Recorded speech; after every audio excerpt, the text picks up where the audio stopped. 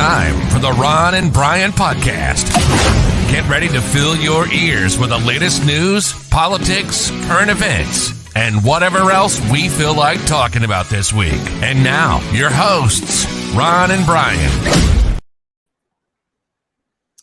All right, welcome everybody to episode 170 of the Ron and Brian podcast. It is Sunday night. It is 8 o'clock. That means it is time for the show. Brian, how are you this evening, my friend? Concerned. I'm worried. I am worried about Louisiana. I don't know if you've spent all day watching the Weather Channel like I did today, but I am very concerned with what is going on. They are taking a Category 4 hurricane right to the kisser. Do we need to consult the Doppler 6900? I will admit that I believe that this show has a somewhat northeast slant. So I believe that if the weather event were to impact the northeast, I think that's when Doppler 6900 goes into effect. Now we are simply spectators. Okay, fair enough. Well, then but it looks like Doppler 6900. It appears they're getting their ass handed to them. Hopefully the flooding is kept to a minimum and there is a limited number of lives lost. It's just such a shame that as they are going through their third wave of COVID with the hospitalizations and the sick, that they're also now most very likely going to be losing power, destruction to property. My thoughts and prayers go out to the people of the great state of Louisiana. They were saying potential as bad as Katrina, potentially. Already power grids, I think about half of the state having lost power from the last map that I saw. So yeah, hopefully they can ride out the storm, literally. But in the meantime, we'll hoist a drink to them and we'll have our drink of the week. Drink of the week. Na zdrowie. Salud. Drink of the week. Sláinte. Who's? Drink of the week. Drink of the week. Drink of Brian, the week. Drink of the week. what are you drinking this week? From our good friends over at Jackalope Brewery, something they call Foghorn Hazy IPA. Now, a lot of people say, Brian, what is a IPA? That's an IPA. Hazy. That is what is a hazy? Look, you can't even see me. You can't see me. I'm like John Cena right now. Woo! Still here. Ron, sorry. Ron, Foghorn is an oh-so-smooth drinking hazy IPA that will whisk your mind to the coast with its juicy pineapple aroma and tropical citrusy flavors, thanks to the abundance of Centennial, Simcoe, and Citra hops, coming in at 6.8 ABV, rated 3.88 on Untappd. This is Foghorn Hazy IPA. Nice. Well, It's actually not bad. all right, good. It doesn't have that bitter aftertaste that a lot of IPAs do. And that might be from all that citrusy junk that I talked about earlier while reading words off of my laptop that I had copy and pasted from another website. Ron, may I ask you, what are you working on today? So I this is something different. Something I'm not quite sure how this one is going to play out. One I picked up when I was in upstate New York a while back, but definitely a summer beer. One that I wanted to make sure that I get in before the end of Hot Podcaster Summer. Hot Podcaster Summer. So it is from the good folks at Stone Yard Brewing Company in Brockport, New York. This is a little something that they call Lilac Wheat Ale. Stop and smell the flowers. That's right. It's Lilac Wheat Ale, clocking in at a impressive 5.2%. It's got a floral nose to it, without a doubt. Let's see how it tastes.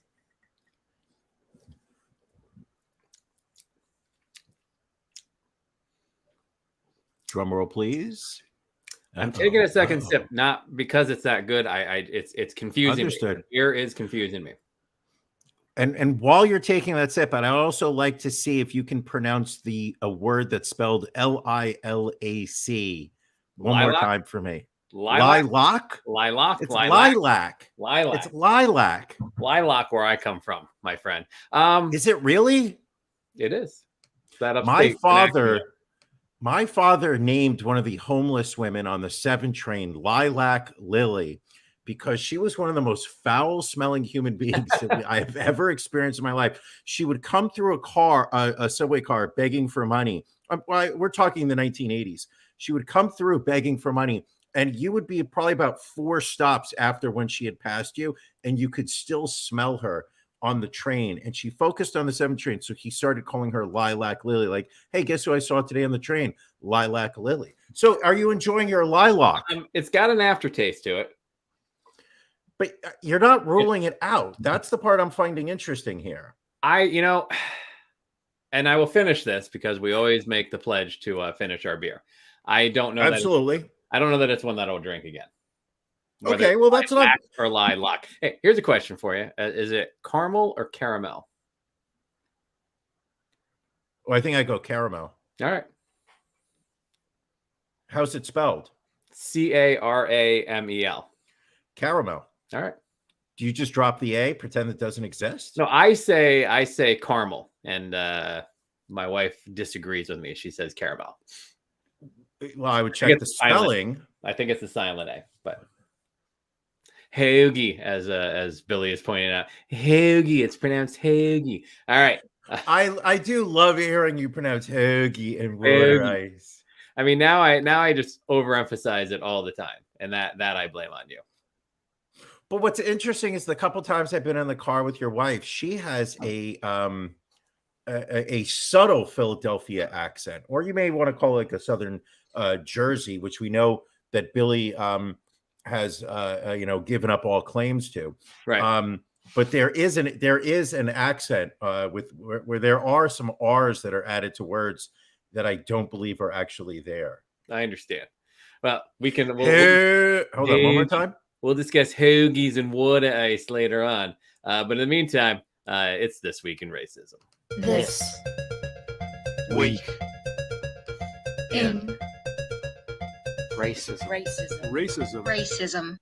Not as big a week in racism this week, Brian. Still 2 pages, but I was able to keep it at a 12 font.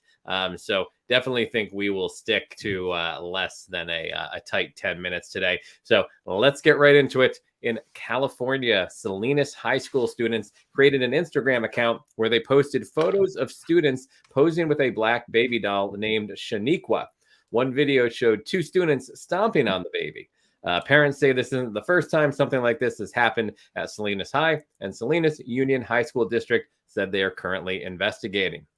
A New Jersey towing company has lost its contract with the township after one of its employees was captured on camera calling a customer the N-word. The altercation took place outside of Jayco Towing in Parsippany, Troy Hills Township. Police are seen breaking up an argument between the towing company employee and the man recording the incident, who had his car towed after getting into an accident. As the employee is being brought into the towing company's building, he is heard shouting the N-word. The town of Parsippany said in a statement that, quote, after reviewing the video, the township of Parsippany, Troy Hills, and the Parsippany Police Department has decided to no longer use a Jayco Towing effective immediately. Additionally, a Jayco Towing has been removed from any rotation list for any towing business conducted by municipal operations. A man from Marion, Virginia, that had been accused of burning a cross in a black family's front yard in 2020 has been sentenced. James Brown, age 41, pled guilty in April to criminal interference with federally protected housing rights based on the victim's race and was sentenced to 18 months in federal prison. Brown admitted that he had burned the cross to threaten and intimidate the black family, and a release from the U.S. Attorney's Office revealed that he was known to use racial epithets when referring to the family. A squad of mostly minority cheerleaders from a California high school were called racial slurs and were subjected to monkey noises from the opposing team's crowd during a football game. Valley View High School's football team was visiting Temecula Valley High School August 20th when the Valley View cheerleaders became victims of racial attacks, called derogatory and racial slurs and touched unwelcomely by the home teen students, according to Kenya Williams, a Valley View counselor and cheerleading coach. Temecula Valley High School principal Alan Williams, in a statement with the Temecula Valley Unified School District, promised swift and appropriate action and a prompt investigation.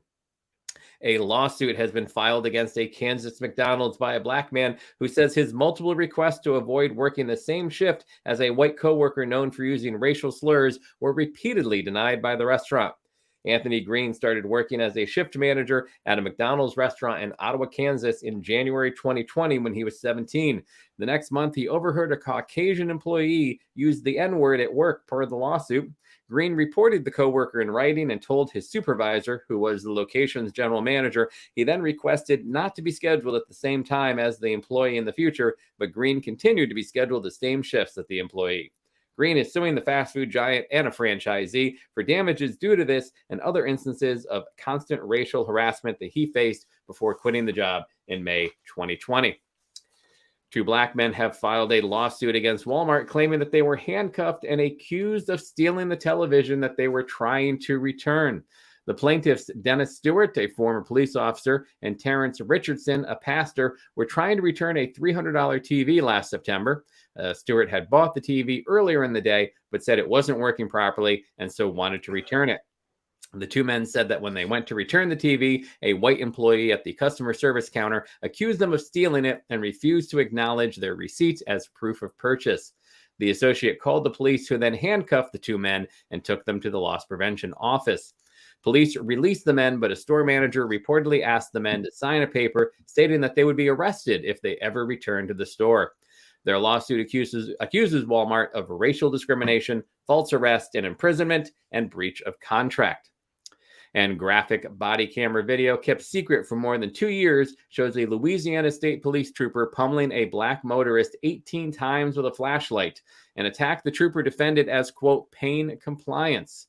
I'm not resisting. Aaron Larry Bowman can be heard screaming between blows on the footage obtained by the Associated Press. The May 2019 beating following a traffic stop left him with a broken jaw, 3 broken ribs, a broken wrist, and a gash to his head that required 6 staples to close. The state police released a statement saying that Jacob Brown, the white trooper who struck Bowman, quote, engaged in excessive and unjustifiable actions, failed to report the use of force to his supervisors, and intentionally mislabeled his body camera video. Before resigning in March, Brown tallied 23 use of force incidents dating from 2015 to 2019, or dating from 2015, 19 of the 23 of them targeting black people, according to state police records. Federal prosecutors are examining the case in a widening investigation into police brutality and potential cover-ups involving both troopers and state police leadership in Louisiana. It always seems to go back to Louisiana with the racism. Thoughts and prayers with everybody in Louisiana right now. And we do have a couple stories in Racism Rewind. Racism Rewind. And Mark Bartlett, who threatened a group of black protesters with a loaded gun and yelled racial slurs at them on Martin Luther King Jr. Day in 2019, attempted to use a stand your ground defense. In a hearing Monday, the young boys Bartlett allegedly threatened testified that Bartlett got out of his car with a loaded gun and called them the N-word and other insults. Miami-Dade Circuit Court Judge Alberto Milia denied the request to use the defense, and Bartlett will now stand trial for 5 felony charges of carrying a concealed weapon, 3 counts of aggravated assault with prejudice, and improper exhibition of a firearm. And Jonathan Pentland, a sergeant first class in the U.S. Army, was found guilty of third-degree assault and battery after pushing a black man in a South Carolina neighborhood back in April. Pentland was seen in a viral video harassing the man as he was making his way through the neighborhood. "You're in the wrong neighborhood," Pentland is heard saying to the man. "I ain't playing with you. I'm about to show you what I can do." A judge ordered the Fort Jackson instructor to either spend 30 days in jail for the misdemeanor charge or pay a $1,087 fine. Pentland was suspended from the Army pending the criminal investigation, and a Fort Jackson spokesperson said officials will allow Pentland to exhaust all of his civilian appeals if he decides to appeal before considering further actions. That, Brian, is This Week in Racism. I'm going to say this, and it may be on a unpopular opinion. Okay. That didn't seem as bad as other weeks. So and I'm not saying that what we just heard was okay. None of those things were okay. Those are all awful people committing awful acts. But I didn't hear there wasn't the story that made me drop my jaw compared to previous weeks of bigotry and racism and hate. I mean, to be fair, you don't pay 100% attention while I'm reading anyway. I do not. I absolutely do not. I'd say you get a solid 80%, and a solid 80%. Like I'm listening, but I'm also prepping myself for bits that we have laid out for the rest of the show. Gotcha. Well, you got to get yourself ready for Beef of the Week.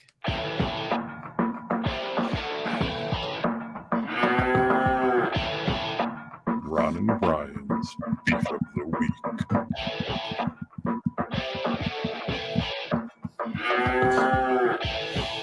Brian, what's bothering you this week?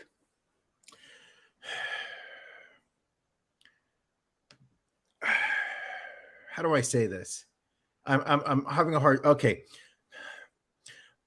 people that know me understand that I love tradition. You do, and that I respect tradition, and I respect the loyalty to tradition. And when people do not respect tradition, when people are not loyal, it hurts. And it hurts very much. So, for instance, earlier this week, I had an opportunity with some friends of mine to continue a tradition. And I had received confirmations that this tradition was going to be kept. And at the last minute, I had a friend. I will call this person a friend. I'm comfortable expressing that level of emotion. But I had a friend reach out to me and say, "Hey, I know we have a tradition, but I do not respect it. I do not respect you. I have better friends. I have better things to do, and I will not respect your tradition." And that was a pain that I have not felt probably since my mother passed away. Wow. And I'm hurting. I'm hurting, Ron. So when someone has stabbed me in the back, when someone has slapped me in the face, when someone has kicked me in the stomach and spit on my face and told me to take it, obviously after I'm aroused, and I kind of address that issue, right, so that I'm in a post-nut clarity state. When someone does that to me, the damage, I hold that damage. I'm like New Orleans after Katrina. Months later, they're still pulling bodies. Right. Years later, there's still PTSD. So is that everything? Yeah, I think so. I think it wraps it up pretty. All right, good. Well, I'm sorry to hear that that you had something like that happen to you. I'd imagine you feel similarly to if you were supposed to be going on vacation with someone and they cancel with you, a day or two prior, or if they're supposed to attend a Halloween themed beer festival with you, but they had made other plans and they didn't care enough about you to check their calendar. I felt pain like that in the past. So I can certainly empathize. So you do know what I'm feeling. I do know what I'm feeling. I do. And what's ironic is that somebody who knows what I'm feeling can cause the pain themselves. I understand. I understand. That's all I can say. What's your beef, Ron? My beef. I mean, is your beef rough? Is your beef rowdy? Like, how would you describe your beef? My beef. I also feel betrayal this week. My beef this week is with our president, Joseph R. Biden, Sleepy Joe, as we will occasionally refer to him around here, because he did the unthinkable this past week, Brian. He did the unthinkable, and I didn't even want to. I couldn't even get the video clip because it hurt so much. He referred to the Pfizer vaccine as the gold standard.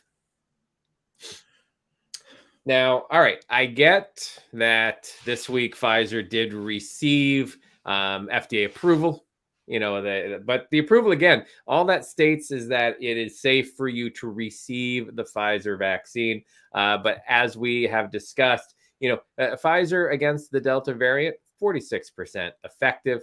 As opposed to a vaccine that is out there with 76% effectiveness against the Delta vaccine. A little vaccine we like to refer to as the Moderna vaccine. The gold standard. The true gold standard. And so that's why that's my beef, Brian. I'm very upset with his choice of phrase. Now, I can't tell you how to feel. Right. I can't tell you that your feelings are not true. What I can say, and I believe if you can cut President number 46 a little slack, we know that his mental capacity is diminished. Right. We know that he is not the best public speaker. Yes. We understand that he is probably a bit out of his league running the free world. So I think that in this instance, what he meant to say was that Moderna was the gold standard. The gold standard. However, in the passion of the moment to get the words out, he said Pfizer, which we know is the silver standard, is second best. I mean, not a close second, but still the second best coronavirus vaccine out there. I think you need to. If I were you, I would sit there and say, "Hey, listen, let's cut Joe a little slack and accept that this was just one of his many verbal faux pas during this." I will accept nothing less than a statement, a public apology, and a correction. Well, I believe Jen Psaki issued a correction the next day during her press conference briefing, where she acknowledged that Moderna, the gold standard, is clearly the elite vaccine that's out there. Speaking of vaccines, yes, we have yet another reminder. Just a reminder, folks. Vaccine mandate will go into effect on Sunday, September 12th. That is when this broadcast will start to, we'll be filtering ourselves in 100% Fauci vision. It is, some new technology that we're testing out. But again, you need to at least have your first shot of the vaccine by Sunday, September 12th, in order to continue listening and or viewing this podcast. Listen, people, it's because we love you. It's because we care about you. We are committed to providing a safe space for those that want to laugh and cry together. A negative COVID test will not be accepted, as we know that the unvaccinated carry a higher viral load than the vaccinated. Right. After September 12th, mask use is encouraged if you're going to be listening indoors and within 6 feet of anyone else. If you're not feeling well, please stay home. Do not listen. Right. We do not want you joining the community and spreading whatever it is that you have. And this is not because we want to shun the unvaccinated. We care too much about everyone that listens to our podcast. And we care about them so much that we cannot live with ourselves if we risk potentially exposing our fans to COVID-19 or furthering its spread through our beloved community.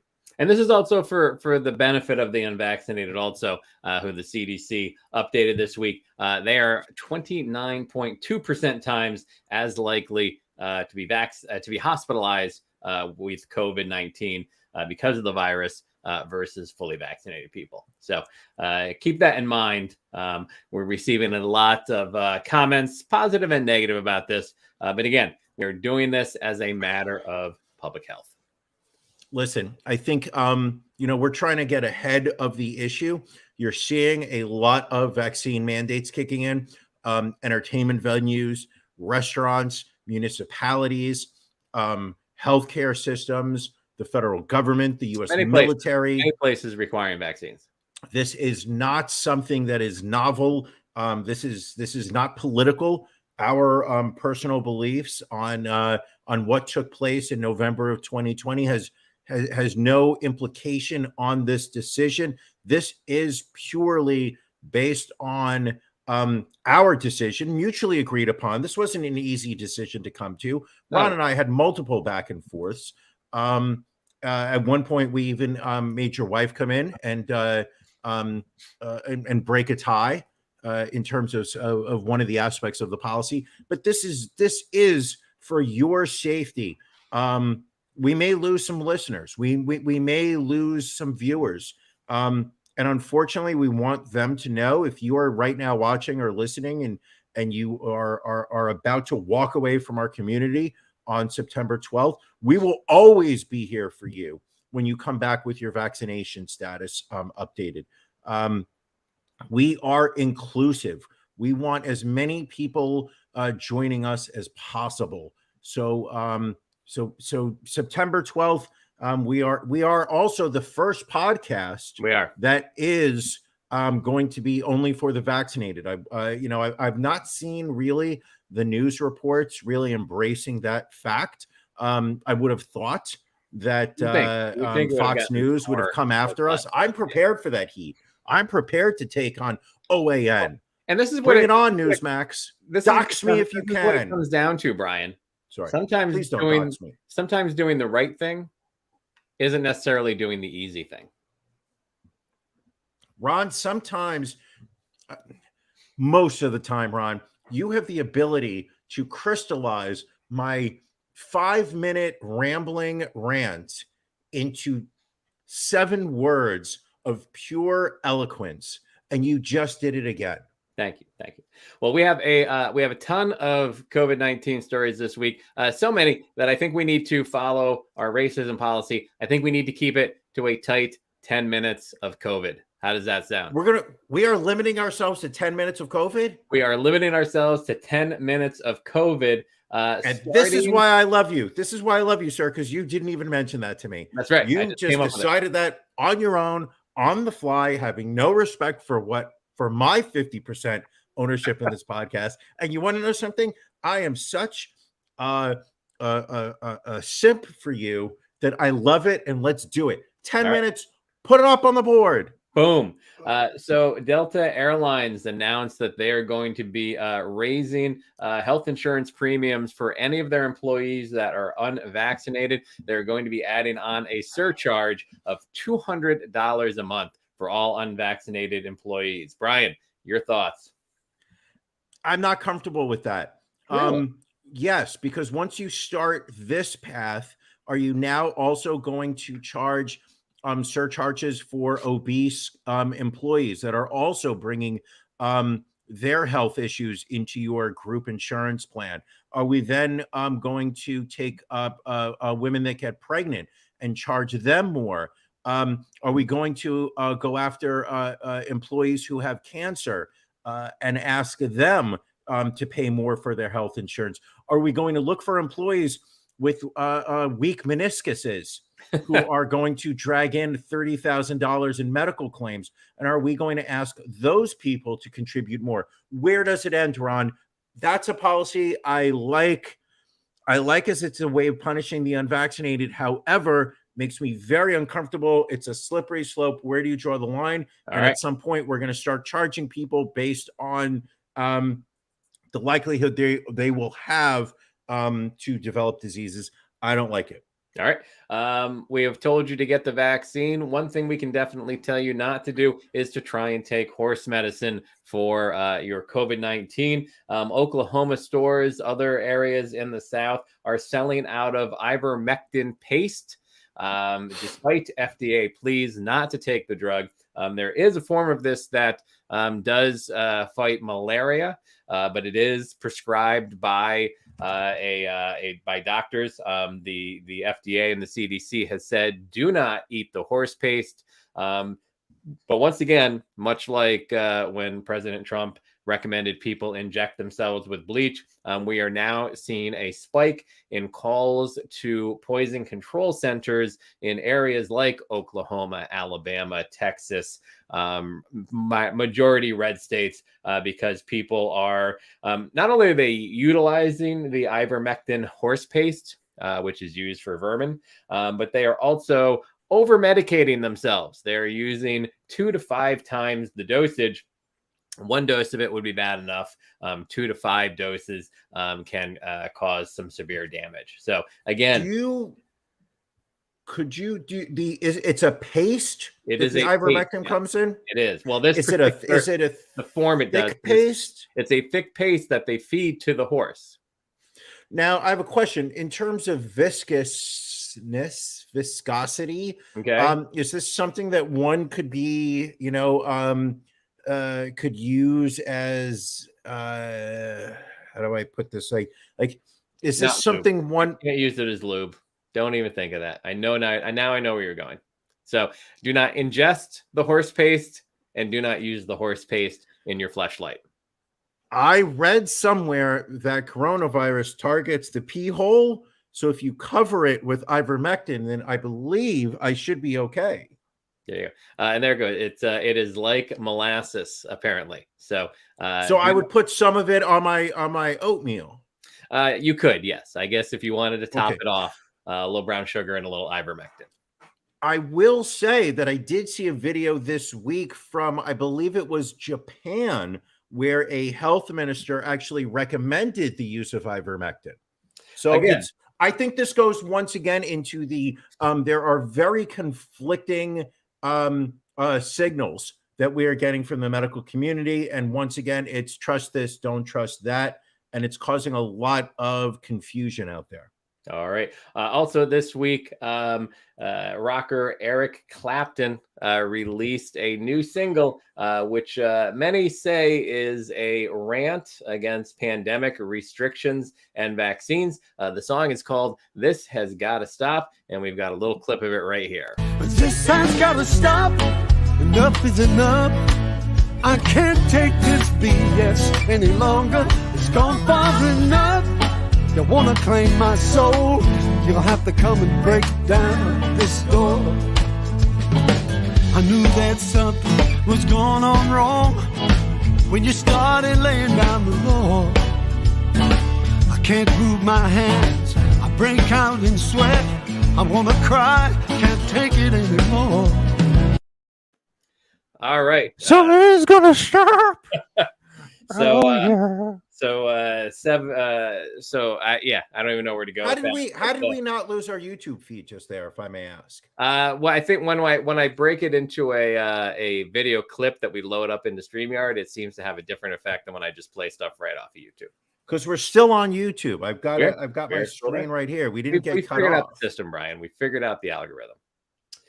So anyway, Clapton has blasted COVID-19 vaccines after he had some severe reactions after receiving the AstraZeneca vaccine. Again, I feel maybe if he had received the Moderna vaccine, the gold standard, we wouldn't be subject to this crappy song. What I find really interesting is that you've got Eric Clapton who's saying that he himself had a bad experience and therefore is making broad statements about all of society, when mathematically for his bad experience, there are 1 million people that did not have a bad experience with their vaccine. So I just find it ironic that he's sitting there saying that his experience with his vaccine, albeit shitty, because it's a shitty vaccine. AstraZeneca. Ugh. Anywho, like I wish he had gotten Moderna. The gold standard. But it's just the fact of like I had a bad experience, so therefore nobody should go out and get this vaccine. Well, that is why he's a guitarist and not a mathematician, Brian. Fuck him. Also, Liberty University in Virginia is going to enact a temporary campus-wide quarantine starting on Monday because of a spike in COVID-19 cases amongst students and staff. This quarantine is scheduled to end September 10th. This coming from the same university that when they opened up the fall semester, lifted building capacity restrictions and distancing and masking requirements. It also does not require vaccination. In addition to enacting the quarantine, they are starting to move classes online and suspend large indoor gatherings. Great comment by Billy, if we can jump back real quick, and that Eric Clapton had a bad experience with balconies also. Should we ban them? Where was the song against balconies? Where was I think it was called Somewhere in Heaven. Tears in Heaven does not mention banning a balcony in any way, shape, or form.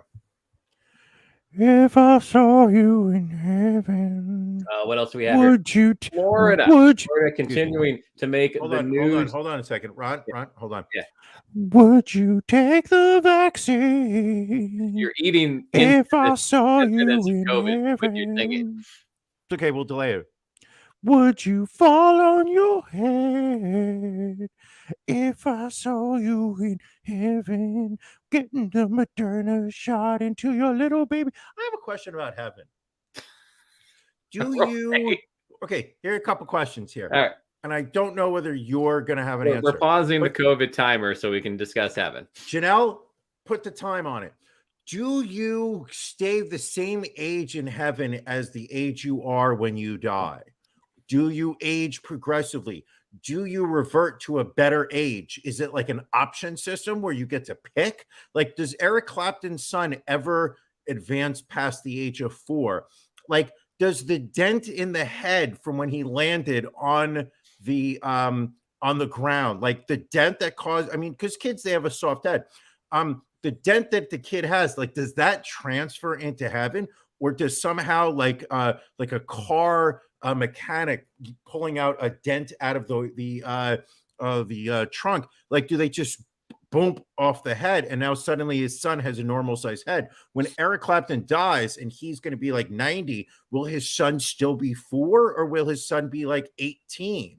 These are questions that have perplexed scholars and philosophers for years, Brian. Do you change your clothes? Do you stay in the same clothes that you wear when you die? Do you bring up a wardrobe? Is there one type? Fuck. Oops. Do you wear like, or is there one uniform that everybody in heaven wears? I've got no answers for you there. What did you just knock over? My TV remote. Oh, that's not too bad then. I was worried you might have knocked over your drink. Can we get back? No, I have 4. I have 1, 2, 3, 4, 5. I have technically 5 drinking. That's not good. I have 5 drinking vessels right now. Let's get back to Florida. We got a bunch of Florida COVID. Time back in. A Fort Lauderdale, Florida man, Dan Bauman, was arrested for assault of a student over a school mask mandate. Also, portable morgues have been sent to Florida as they have seen their COVID cases start to spiral. A Florida judge has banned the executive order, or I should say blocked the executive order that Governor DeSantis had put out there trying to bar school districts from requiring mask mandates for students. So now masks have been ordered for most Florida students. But what is probably the worst Florida COVID story of the week. This woman, Lisa Stedman, spent more than a week in a... Yes, what are we timing that for?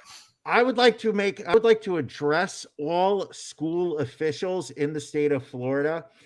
We care about the safety of the children. We know they do not have the receptors. Dr. Drew told us that about a year ago. So there's no way the children can get it or spread it or whatnot. They don't have the receptors. However, if you are going to be instituting a mask mandate in your education system, you can reach out to us directly at Ron and Brian podcast at gmail.com. You can also reach out to Matt Beaker, our producer, who handles all merchandise. I believe the email there is producer at Ron and Brian podcast. And you can purchase these in bulk. These are all cotton made. They are made in America. So the money that you are spending actually is helping the American economy. And as you can see right now, I am very comfortable speaking while wearing this mask. What could be more beautiful than a South Dade County classroom of 45 different children all wearing their Ron and Brian podcast face mask? All right. Back to this horrible Florida story. Lisa Stedman, a nail technician in Florida. She had spent more than a week in a Central Florida hospital recovering from a serious case of COVID-19, while her husband, Ronald Stedman, who had also contracted the virus, battled a milder case from home. When Lisa returned home on August 11th, she found her husband dead in their bed from COVID. That's not good. That's not good. It is not good. So again, very preventable stuff going on here. What else do we have? A mom in Chicago is claiming that she has been stripped of parenting time over refusal to get the COVID-19 vaccine. This is in Chicago. She was in a hearing about child support issues in front of Cook County Judge James Shapiro. She shares custody. Her name is, Rebecca Furfit. She shares custody of her son with her ex-husband. When the judge asked her about her vaccination status, she said she refused to get the shot. So then he stripped her of parenting time. That's dangerous as fuck, and I do not agree with it whatsoever. I don't know where you stand on it, but that is absolutely crossing a line. I have to agree with that. That to me was very shocking when I saw, and I put it on the Google Doc because I was shocked that a parent is going to be withheld from spending time with their children because of vaccination status. I understand that people who are unvaccinated will be robbed of the joy of listening to the Ron and Brian podcast after September 12th. Brian, can you run the tickler?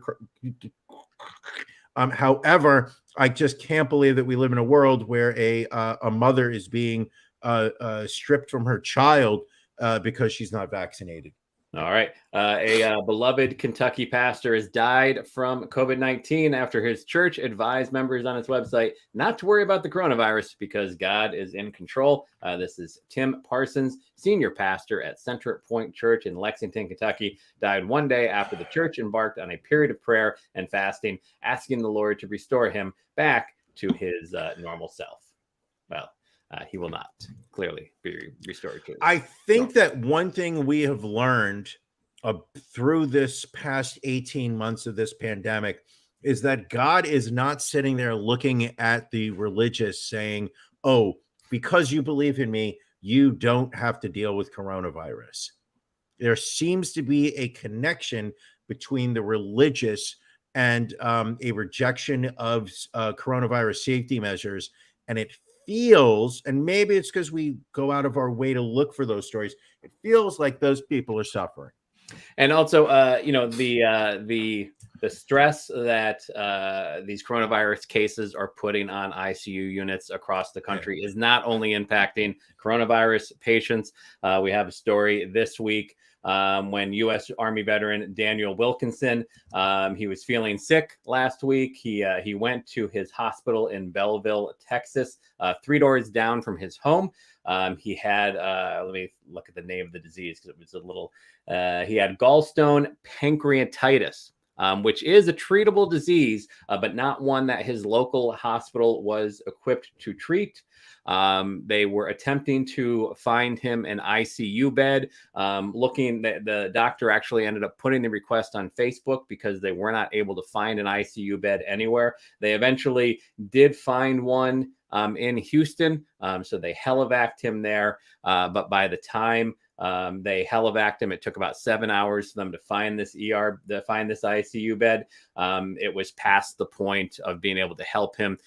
His intestines, his organs had already started to shut down, and he ended up passing away at a VA hospital in Houston. Again, from a very treatable disease. That's really fucking sad. Yes. That's really sad. That was a tough. I actually watched that one on the news. That one was tough. You watched him die, or you just watched him? I watched the story of the doctor telling the story. The doctor that treated him, the doctor that spent 7 hours. Yeah, that's ICU. That's a death that should have been avoided. Now, on the plus side, we have the story of Pastor Danny Reeves, who last month was fighting for his life in the ICU at Dallas Bayer Medical Center. He had COVID-19. He was not vaccinated. He is the senior pastor at First Baptist Corsicana in North Central Texas. And now, having gotten out of the hospital, having recovered, he admits that his beliefs were false, and that he plans to tell his congregants his story on Sundays when he returns to the pulpit, and encourage all of them to go ahead and get the COVID-19 vaccine. So Pastor Danny Reeves also, I think, wants to make sure he can continue listening to the show after September 12th, but I think he wants to avoid seeing his followers suffer from the same disease that he had, and seeing all these people that are dying from it. Is he related to Christopher in any way? I'm not sure. I can have Matt look on that and get back to you. If you could, that'd be great. Because I wonder what Christopher Reeve would do about the COVID vaccine right now. I feel he would be pro-vaccine. Let's hope. Before we close out, he clearly is not pro. Never mind. I'm going to censor myself right there. I was going to say. I'm going to say it anyway. I was going to say that Christopher Reeve was not pro landing gear. Pro landing gear. Yes, he had no landing gear when he got thrown from that horse. True, very true. Well, before we close up on our COVID coverage, we are going to get to the new segment that we introduced last week. It was all the rage. You saw it spotlighted in People magazine this past week. Yes, that's right. It's time for Dead Anti-Vaxxer of the Week.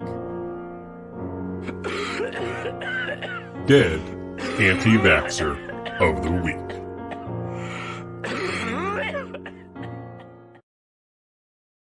So, Ron, yes. Ron, may I go first here? Well, yes, we certainly. Or do you want to introduce the bit for those that didn't join us last week? For those who didn't join us last week, there are so many anti-vaxxers out there that are passing away from this disease, and we are trying to highlight those that the coronavirus defeated. We have tried to narrow it down. There are a lot. I mean, this week we had Samantha Willis.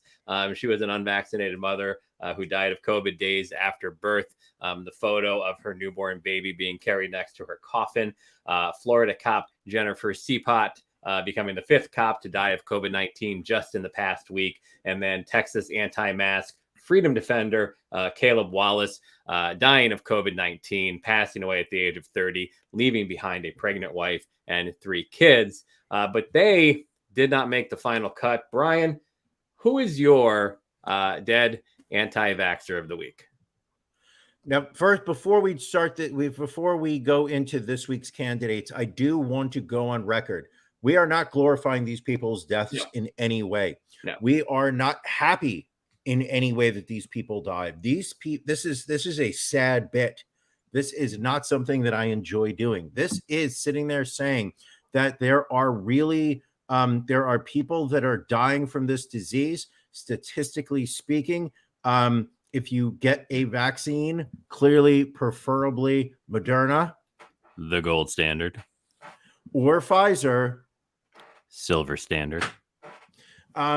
Those people, the chances that these people would have died are what did we say? 29 times less likely. 29% less likely to be hospitalized. All right. So my candidate, and I scour the internet because it's something that I do. My candidate this week for anti-vaxxer, dead anti-vaxxer of the week is Haley Mulkey Richardson. Can we put a photo? Oh, what a family photo. Unfortunately, Haley is not with us. Haley was a nurse in Alabama. She was 32 and she was pregnant. She had been working in a hospital in Pensacola, Florida, contracted COVID about 3 weeks ago.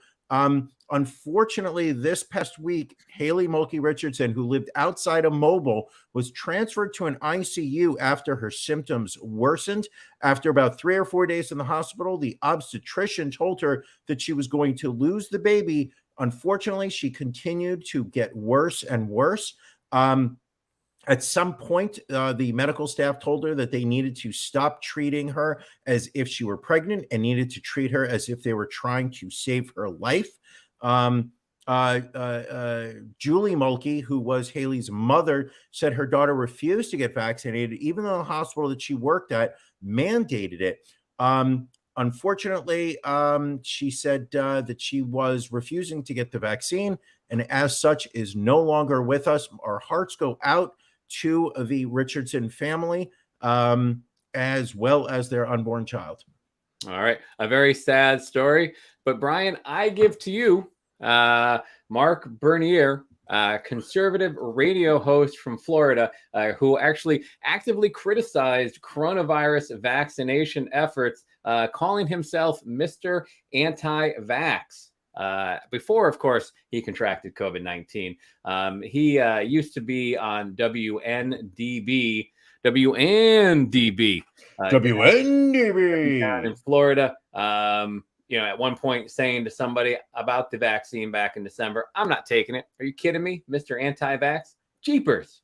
Who uses the word jeepers? But again, jeepers. He apparently passed away on Saturday night. So Brian, again, for someone who was vocally anti-vax, I understand your nurse did not want to get the vaccine, but this man was probably culpable of talking many people into not also getting the vaccine. So I feel he should reign as our dead anti-vaxxer of the week. Dead anti-vaxxer of the week.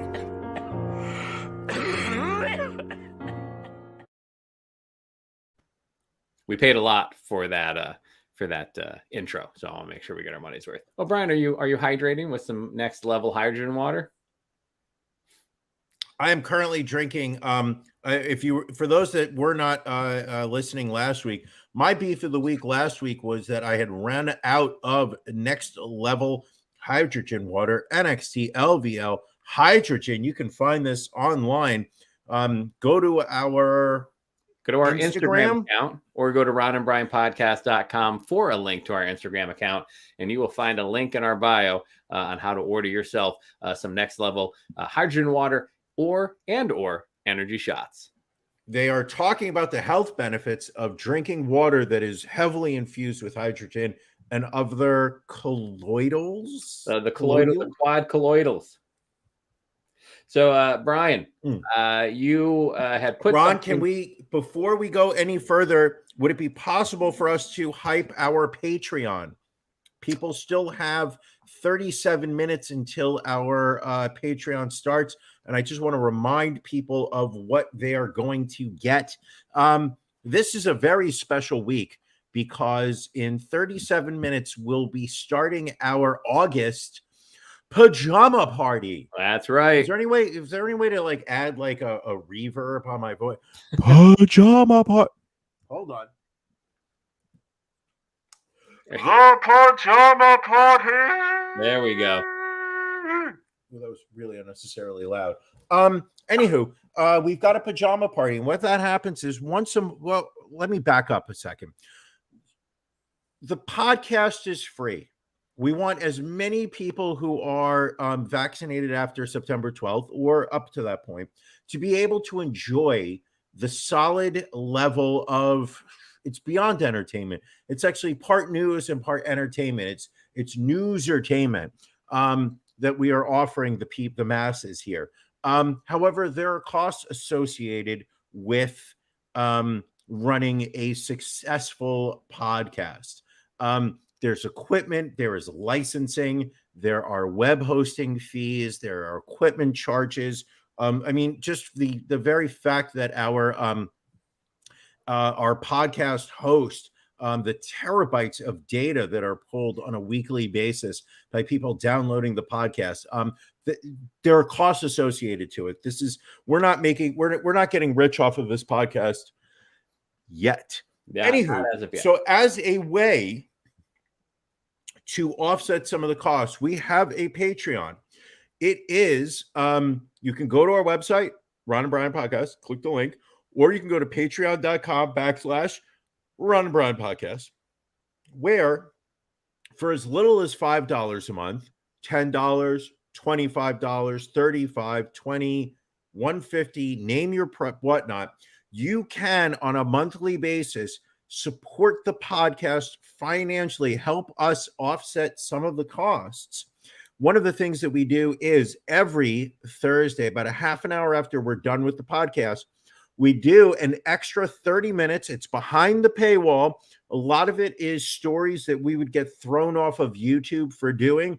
Our podcast hosting company has already reached out to us multiple times and said, listen, the stories you're including in the podcast, we are not comfortable hosting this. You know, please find another venue where you can discuss such sexy, salacious stories behind, you know, that doesn't involve. So we do 30 plus minutes every week behind the paywall. People who want to show their support to the podcast, please feel free to sign up and help us. And one of the things that we do as a way to reward our Patreon subscribers is that once a month on the last Sunday of every month, we do what we call a pajama party. We invite all of our Patreons onto the show with us. The last couple months, we've done a game. 2 months ago, it was Guess the OnlyFans subscription cost. Last month, it was a match game. This month, we are going to be Guess the Crime. We're going to be showing 15 different mugshots. Everyone is going to be guessing what crime these people are guilty of. We're throwing an added layer here.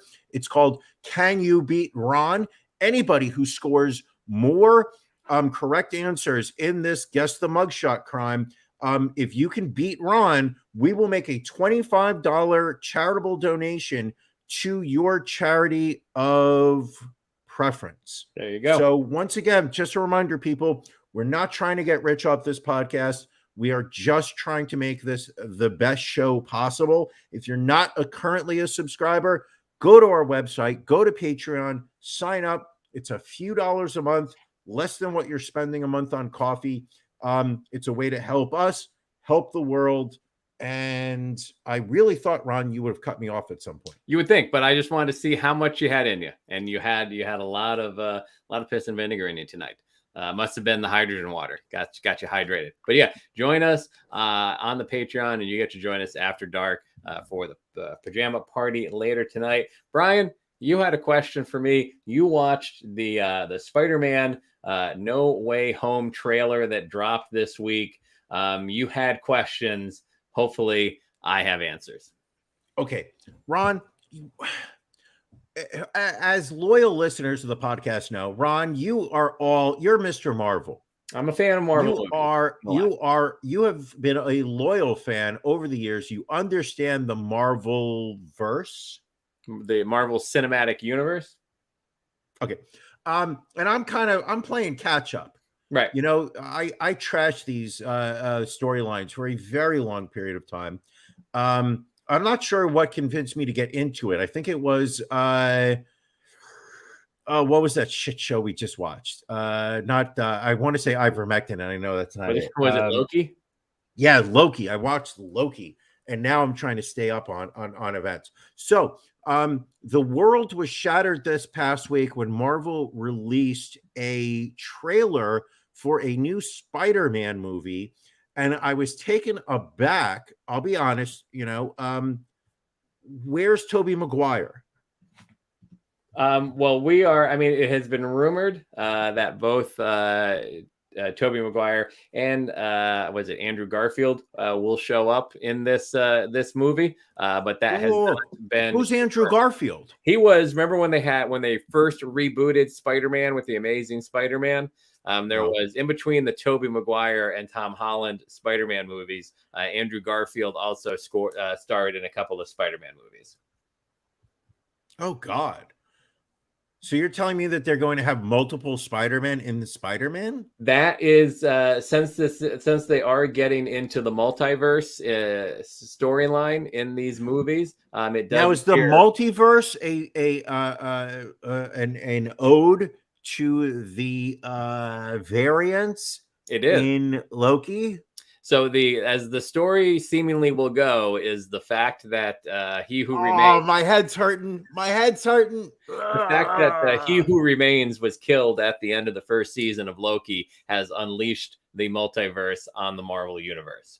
So apparently you will see, and also, I mean, the new Doctor Strange movie is called Doctor Strange and the Multiverse of Madness. So it hasn't been a big mystery that they were going to delve into the multiverse storyline, but apparently Spider-Man No Way Home, again, rumored to have Tobey Maguire and Andrew Garfield, definitely confirmed to have Alfred Molina returning to play Spider-Man villain Doc Octopus. It would appear from the trailer that the Green Goblin may make an appearance, whether Willem Dafoe will replay that character again. Also, possibly Electro could be there, the Lizard. I mean, it's the Sandman. I mean, everybody who's pulling apart these trailers. What was also interesting was it does appear in the trailer that Doctor Strange had the Infinity, the Time Stone again, which again in the current storyline after Endgame, he shouldn't have that. So there's a lot of questions, a lot of people digging into the Spider-Man trailer, trying to figure out what may or may not come about in this movie. See, I thought that Doctor Strange was a physician who just cheated on his wife a lot. You would think by the name. But no, yeah, his name is Stephen Strange. It's actually a family name, not Strange in the way that you are interpreting Strange. Okay, that did not. I genuinely watched it for 3 minutes and sat there and said, "This looks like a high school movie." Well, again, I think they had to rush to release this trailer when a leaked trailer ended up online that they managed to get scrubbed off of the internet. But I think really pressure to put something out there for people to see. Now, is there a status update on Scarlett Johansson's lawsuit against Marvel? I have not seen anything as of yet. Girl, get your money. All right, Brian. What else are we talking, Ron? We had a lot of people pass away. I mean, let's talk about the people that died this week. UB40's Brian Travers passing away at the age of 62. He was what? He was their saxophone player, and he was one of the founding members. And just sad to see. Did it say what he passed away from? Oh, brain cancer. Oof, that's brutal.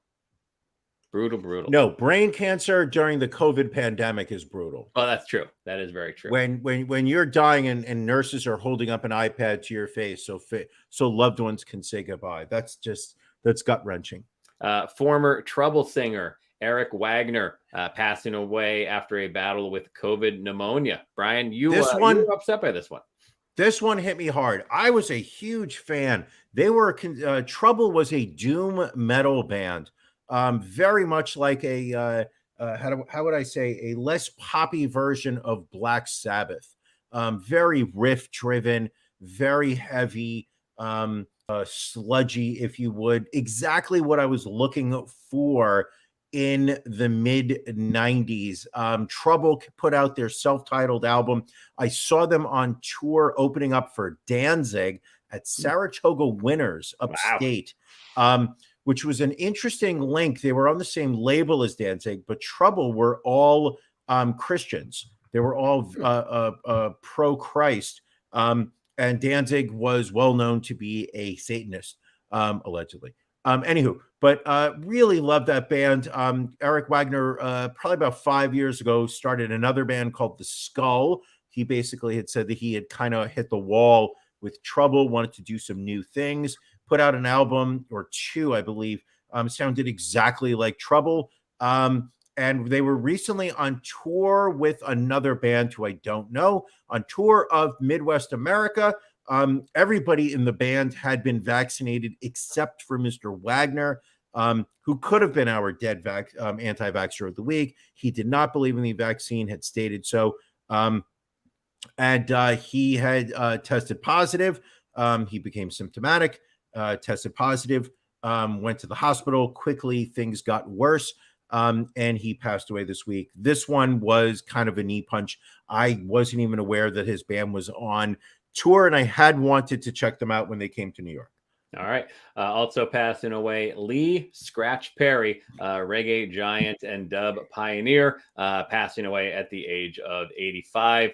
Kind of reinvented the genre, pushed the boundaries of Jamaican music, passing away at the age of 85. Cause of death unknown at press time. Big fan of Lee Scratch Perry. That man was a one-man recording act. He would go into the studio. He'd have an idea. Nobody would have a clue what the heck he was doing. He would play all the different instruments. He would direct the orchestration. And then in the end, he would have an amazing track that influenced so many musicians, Beastie Boys, Korn,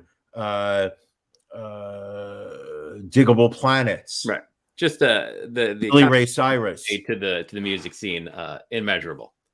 Yes, and Lee normally, Scratch Perry, you will be missed. Lee Scratch Perry would normally have been the top of the list in celebrity obituaries, if it were not for the loss of two other icons. The first one being Charlie Watts, Rolling Stones drummer, passing away at the age of 80.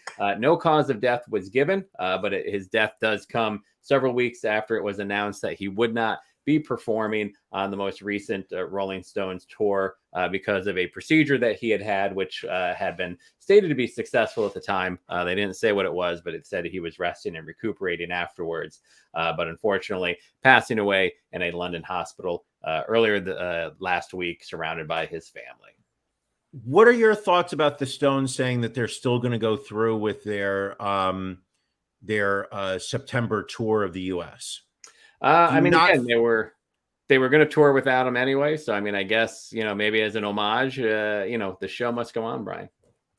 I don't know that. I know they were going to tour without him once he announced that he wasn't going to be able to do it. It kind of just feels like a money grab. That they're going to be like, oh, well, our drummer just died, but we're still going out there. Let's put it this way. Is there anything the Rolling Stones have done in the last 25 years that hasn't seemed like a money grab? No, but it's just of all the things, maybe this time they don't need to do it. It's they'll go as long as you've got Keith and Mick, you'll still have it. They'll still go. Just like with we should make a bet on which on who of the three remaining Rolling Stones will survive the longest. Mick, Keith, Ron Woods, and Keith Richards. I mean, my concern is that whoever you pick to stay alive would probably die the quickest. And I don't know that you. Well, we also know that if we did an over under, we know you would go under and go wrong, and then welch on the bet. So that's way you wouldn't have to pay off on it, leaving me brokenhearted about tradition and loyalty. Speaking of the Ron and Brian death pool, a couple of people sadly cashed in today with the passing of acting great Ed Asner at the age of 91.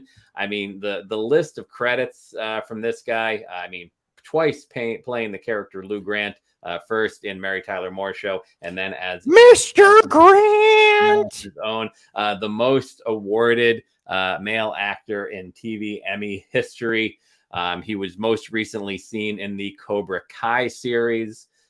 He was in a bunch of Netflix shows. Many kids recognize him as the character of Carl in the Pixar movie Up. And if you look at his IMDb, he also actually has a few roles that he had completed and has movies and TVs that will continue to release straight through 2023. And can we also give him credit that he played an amazing character in the movie JFK, where he played the role of Guy Bannister, who was a retired FBI agent in New Orleans, who was rumored to have been involved in the assassination attempt, had hired Lee Harvey Oswald allegedly at one point. And let's be brutally honest, we all know how important the character of Guy Bannister is in American folk lore. Changed the internet game forever. When people hear the name Guy Bannister, they think one of two things. One, I want to know that guy. And two, Ed Asner. He pistol whipped Jack Lemmon in the movie. Yes. So Yitzhak Edward Asner. We salute. What was the first name? Yitzhak. He grew up in a Orthodox Jewish home in Kansas. Ed Asner was Jewish? You didn't know this? I had no idea. All right. That wraps up Celebrity Obituaries and wraps up another edition of the Ron and Brian podcast as we get ready to go to Ron and Brian After Dark for the pajama party. It's going to be a great time. Next week, mark your calendar. It is Labor Day weekend, but we will still be here on Sunday night at 8 o'clock. And with the upcoming start of the NFL season on Thursday, September 9th, that's right. It will be time for Ron and Brian NFL Locks of the Week again. We all make a lot of money each and every football season. Every year. If you trust us. So we will be back next week, each of us with 2 picks each, 4 picks total. Get ready to place your bets. Ron, tell me if I'm wrong here. And I know my memory is not the best, but am I wrong in remembering the fact that you went the entire season last year without getting a game wrong against the spread? I mean, you are correct. And also, if I remember, you also did not miss last year. You were Mr. Perfection as well. But yours was more impressive. You went after some really hard charging underdogs and whatnot. Yeah, I was impressed with your effort. I mean, I still have to give you kudos. I don't want to diminish what you were able to do as well. Stop it. If you think this is great, then you definitely won't want to miss After Dark with our mugshot game. We're going to see if any of our attendees can beat me in picking what the crimes are. I mean, just to give you an idea, I mean, this is kind of a list of crimes that these people with the mugshots could potentially have done. Criminal trespass, DWI, habitual larceny, lying to an officer, lots of different potential crimes. Can you guess what crime they committed based off of their mugshot? We'll find out in 18 minutes. Brian, anything additional before we wrap up this episode? Ronald, I love you with all my heart, despite all the pain you have caused me. Anybody that is watching right now, I appreciate the fact that you opened up your ears, your eyes to us. You could have watched anything. You decided to watch this. Those listening, thank you so much for allowing us to be part of your world, and just be good to each other. All right. Have a good week. Get yourself vaccinated. Stay safe. Love one another. And we will catch you next week. Thank you for joining us on the Ron and Brian podcast. We're live each week on YouTube, Facebook, and Twitch. You can find prior episodes, links to our social media, and everything else Ron and Brian at ronandbrianpodcast.com. See you again.